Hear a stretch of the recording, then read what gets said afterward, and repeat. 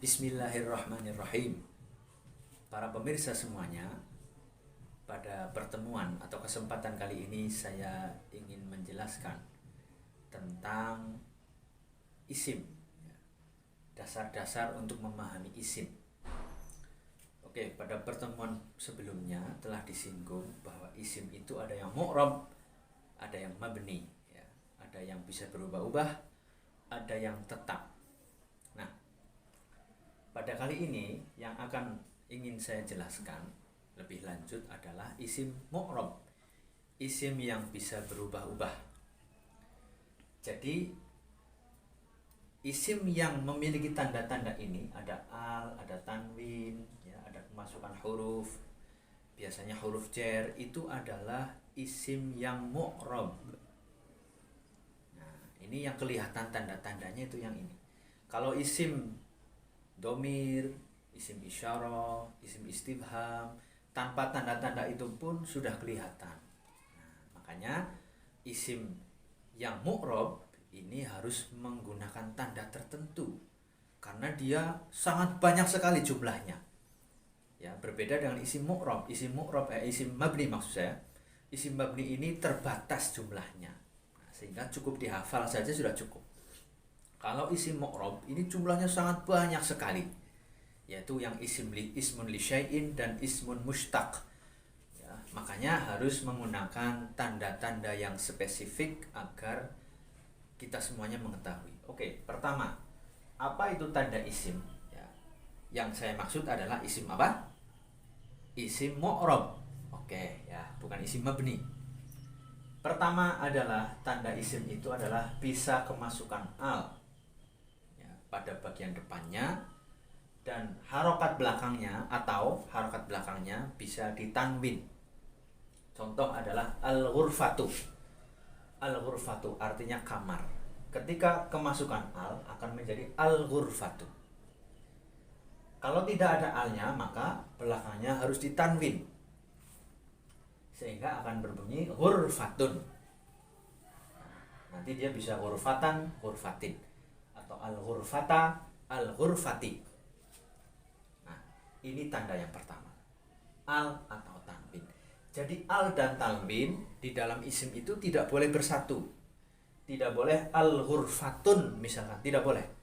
Ya, jadi kalau kemasukan al maka tidak ditanwin. Kalau tidak kemasukan al berarti ditanwin. Ini tanda yang pertama. Tanda yang kedua adalah kemasukan harf atau kata bantu. Dia bisa digabung atau digabungkan dengan kata bantu. Contoh, ana adhabu ila suqi. Saya pergi ke pasar. Mana yang dimaksud adalah as-suqi. Ya. Jadi as-suqi di sini adalah isim yang mu'rab. Ya, dia bisa digabung dengan kata ila, kata bantu ila, ke. Nah, jadi ila dan as-suq ini bisa menjadi satu paket, satu gabungan. Nah, berarti yang jatuh setelah ila ini adalah isim. Ya. Kalau kata kerja kan tidak boleh. Misalkan saya mau ke bekerja, itu kan nggak bisa. Ya. Saya mau ke sholat. Nah, karena bekerja dan sholat ini kata kerja. Jadi kata kerja tidak bisa digabung dengan kata bantu, kata huruf. Biasanya adalah kemasukan huruf jar. Ya, huruf jar itu nanti ada di pembahasan i'rab. Kemudian yang ketiga adalah bisa dibuat sebagai idhofah. Idhofah itu mungkin kalau di dalam bahasa Indonesia adalah kata majmuk. Ya, contoh di sini adalah hadza qalamut tilmizi. Ini adalah penanya sang murid. Ya, mana yang dimaksud adalah qalamut tilmiz. Qalamut tilmiz ini menjadi kata majmuk, ya. Pena milik siswa atau sang siswa atau murid. Nah, ini isim dan ini isim. Keduanya isim digabung menjadi satu, menjadi idhofah atau yang dalam bahasa Indonesia sebagai kata majmuk. Contoh lagi, hadza qalamuka. Ini adalah penamu. ya, ada pena dan mu, kamu ya. Pena milik kamu maksudnya. Nah, ini antara kolamu dan ka ini sama-sama isim. Dia digabung menjadi satu, menjadi kata majmu. Pena milikmu atau penamu. Nah, dalam bahasa Indonesia kan mudah sekali dibuat contohnya ya. Motor saya atau buku kamu, buku kalian. Nah, ini namanya dua isim, bisa jadi tiga, tetapi dibuat menjadi satu kesatuan, menjadi kata majmu.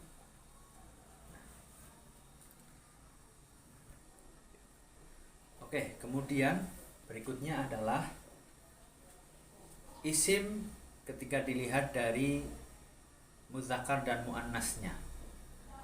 Ini yang paling umum dibahas. Pertama ada isim yang muzakkar, kemudian yang kedua ada isim yang muannas. Isim yang muzakkar itu apa? Adalah isim atau kata benda yang kalau dia itu adalah manusia, maka dia adalah nama untuk laki-laki. Contohnya Muhammadun. Muhammad ini nama laki-laki. Rafiqun, ya, Mas Rafiq atau Pak Rafiq boleh. Rafiqun ini juga nama laki-laki. Hamzatu, Hamzah. Ya, di dalam kita sendiri juga Hamzah ini untuk nama laki-laki. Meskipun ada tamar butohnya. Nah, ini. Tapi karena dia nama laki-laki, manusia laki-laki, maka dia disebut isim muzakkar. Nah, kemudian kalau bukan untuk manusia, maka dia tidak memiliki tanda-tanda muannas. Ya. Tepatnya adalah misalkan tidak kemasukan tamar butoh ini ya, tak yang bunter, yang bulat. Contoh baitun. Nah, baitun artinya rumah. Baitun ini taknya bukan tak marbutoh, bukan tak bunter ya, tapi ta maftuhah, ta yang terbuka. Rumah ini muzakkar ya, karena dia tidak ada tanda-tanda muannasnya. Kemudian babun artinya pintu, nah, ini juga muzakkar. Misbahun artinya lampu, ini yang muzakkar. Kemudian yang kedua adalah isim muannas. Muannas ini apa? Isim muannas adalah kalau untuk perempuan, untuk manusia, maka dia adalah nama perempuan. Contohnya Fatimah tuh, Fatimah. Nah, ini nama perempuan. Kemudian Hindun. Kalau di Arab sana Hindun ini nama perempuan. Meskipun tidak ada tamar butohnya. Ya, maka dia muannas. Maryam, Maryamu. Ya, Maryam juga nama perempuan. Kita juga seperti itu. Maryam itu nama untuk perempuan, meskipun tidak ada tamar butohnya, dia muannas karena nama perempuan. Nah, kalau bukan manusia, maka dia harus diberi tanda berupa di akhirnya, di belakang katanya itu ada tamar butoh. Contohnya saburatun, papan tulis. Saburatun di sini muannas karena dia ada tamar butohnya. Dia bukan manusia. Beda lagi kalau ada nama perempuan namanya saburoh. Ya, tapi kayaknya nggak ada ya. Kemudian syajaratun, pohon. Di sini juga muannas karena dia ada tanda tak marbutohnya. Nah, kemudian yang contoh ketiga adalah miknasatun, sapu, alat untuk menyapu.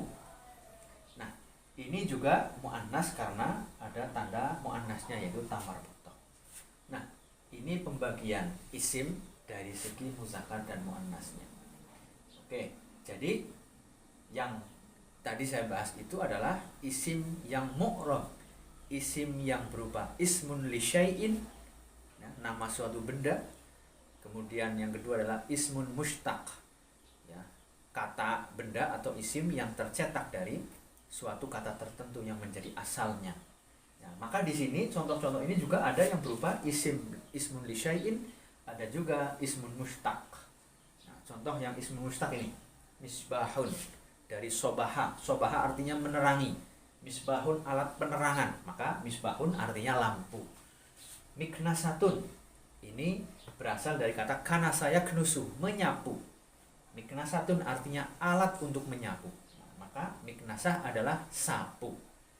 Nah, yang lainnya mungkin ismun li syai', contohnya baitun, rumah ya.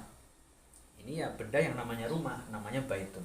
Babun, pintu. Dia bukan isim yang berasal dari kata tertentu, bukan, tapi memang langsung ini untuk menamai rumah, dan ini babun adalah nama untuk pintu.